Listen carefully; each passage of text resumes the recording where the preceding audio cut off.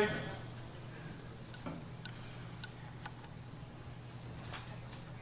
Court 1 is now in session. You may be seated. Folks, good afternoon. Welcome to the Springfield District Court. This is the busiest court in the Commonwealth of Massachusetts. We still have a long docket left for the rest of the day, so I would encourage everyone to please work with us as we move through the case list for this afternoon. We will not tolerate any outbursts or anything along those lines here this afternoon. Good afternoon, Madam Clerk. Good afternoon, Your Honor. Dwight Clark, 24 CR 2486, and Robert Willis III, 24 CR 2482.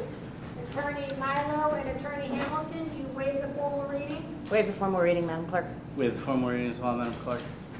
All right. Folks, in not guilty plea will enter on your behalf. Commonwealth, do you have any requests? Yes, Your Honor. The Commonwealth has filed 58A requests pursuant to dangerousness on both defendants. It is my understanding that Mr. Clark, through his attorney, is stipulating to dangerousness and to be held outright without prejudice today. Through the hearing? Yes. Okay. However, in regards to Mr. Willis, there is no such stipulation, so we would ask to be heard briefly on that 58A petition. I will hear you on probable cause and the predicate offense. Your Honor, in regards to this case on June 6th of 2024, Your Honor's heard some facts already. We had an incident in the evening hours, approximately 10:30 that evening, as undercover detectives went to the area of Maynard and College Street to try and intervene in expected violence between the South End posse and the Maynard Spade street gang. Upon arrival, several officers set up on College Street. This is particularly relevant to Mr. Willis, who was later identified as being one of the occupants of a silver Honda with Vermont tags. Officers went into the area where they noticed this vehicle operating in the area. They began pulling up to a stop sign near where the undercover officers were parked in an unmarked cruiser. At this time, the car began slowly backing away and went down the street. Two undercover officers, Detectives Levesque and Lewis, watched as three individuals exited this vehicle in tandem and began to peer down the street towards their cruiser. Those individuals then got back into the silver Honda with Vermont tags and began driving at a high rate of speed towards these detectives. Detectives, believing they had been made or were about to become the subject of violence, attempted to flee the area. It should be noted this is a residential area, Your Honor. This College Street, Maynard Street, Shattuck, and all the streets surrounding that area are just north of State Street and are all residential homes. As officers attempted to flee down College Street, they began taking fire from the silver Honda with Vermont tags. Another undercover cruiser operating in the area was able to confirm, in fact, the shots coming from that vehicle. Needless to say, the court is aware that other officers undercover were shot at by a white Jeep that night. However, Mr. Willis, being the occupant of the silver Honda, officers lost sight of him as they responded to another undercover officer having been shot in the face. Officers later found this vehicle operating on Sumner Avenue in Springfield, Your Honor. At that time, they began engaging this car in a chase. This car sped through additional residential neighborhoods off of Sumner Ave. It continued to disobey traffic signals and operate at a high rate of speed until this car then came onto the 91 interchange to get onto Route 5. At that time, the Department of Transportation of Massachusetts was conducting road work. Two Department of Transportation workers were plowed into by this silver Honda with Vermont tags that was fleeing police after having shot at undercover police officers. Both individuals had to be sent to the hospital immediately, one with very serious wounds.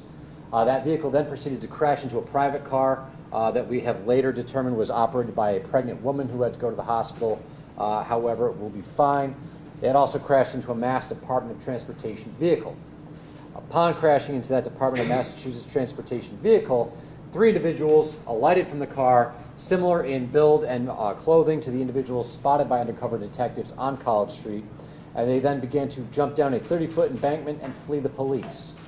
All three individuals were later apprehended either at that ramp or in the wooded area near the Connecticut River. They're all identified as the undercover officers that had seen them on College Street as being consistent size, shape, clothing, appearance with the individuals they saw scoping out their vehicle prior to the shooting.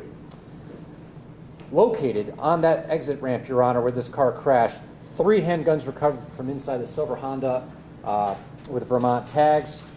one handgun located at the base of the ramp.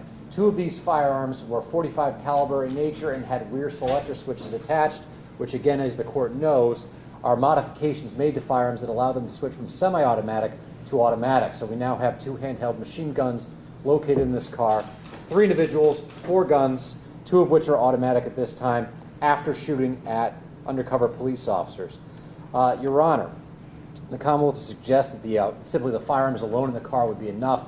However, we have these firearms being used against ununiformed police officers, random indiscriminate shooting going on throughout the night in a residential neighborhood. Well, while some gangs may claim that as their territory, there are regular law-abiding citizens that live there and do not wish to be held hostage by this violent behavior and having bullets fly around their neighborhood at night.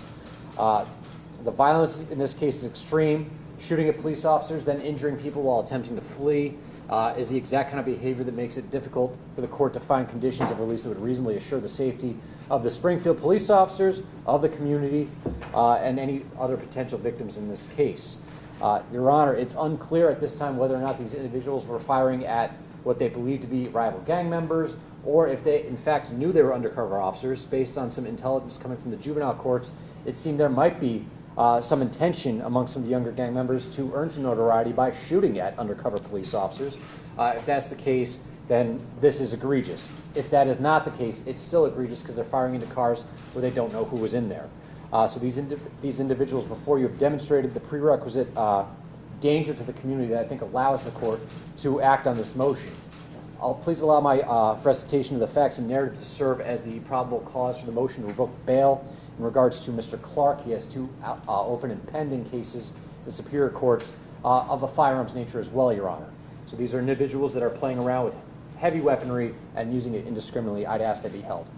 Is he in warrant status on those Superior Court cases? I believe so, yes. I believe he has to go to Superior Court next to have that warrant withdrawn, Your Honor.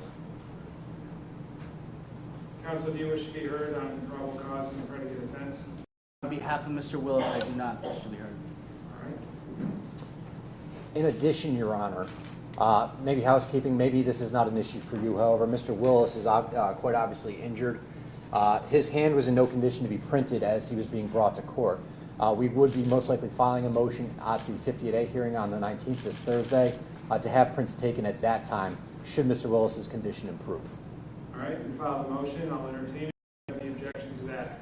Your Honor, I just asked to see the motion prior to that, if we could address that on the 13th, please. All right. So the court finds that there's probable cause and the predicate offense on Mr. Willis's case, 2423 CR 02482.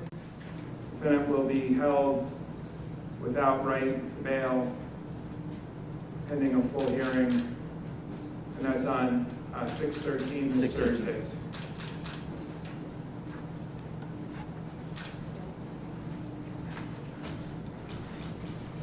Your Honor. A couple of other things here. There's some other motions that we need to address.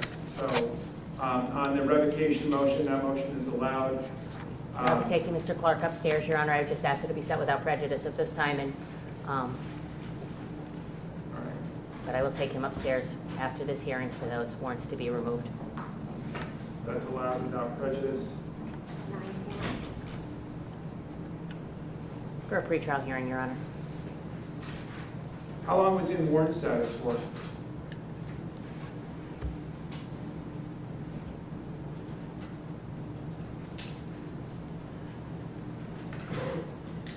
Since May 5th of 23?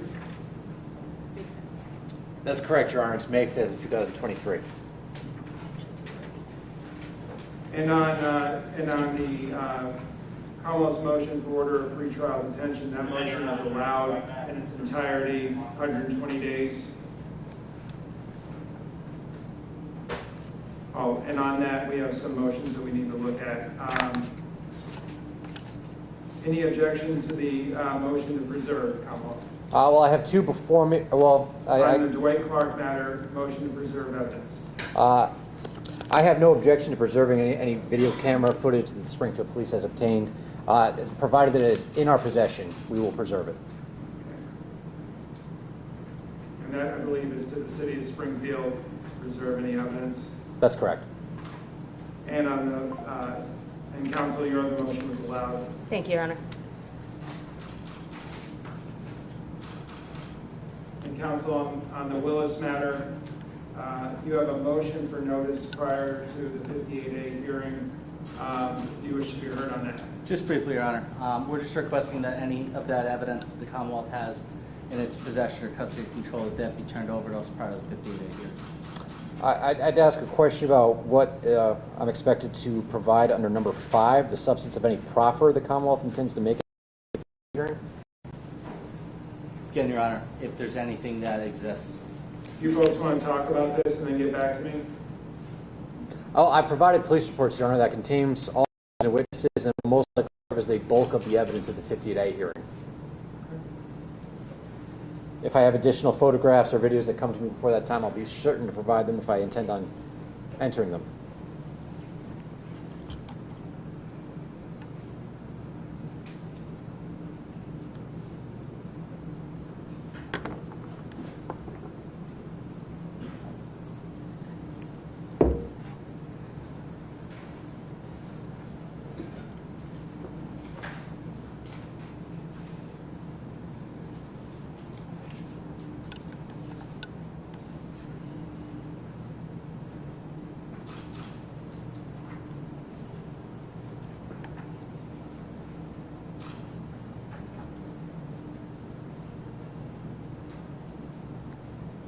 So on that motion, I'm just going to endorse that the Commonwealth shall provide all information and evidence to the extent possible prior to the commencement of the proceedings. Thank you.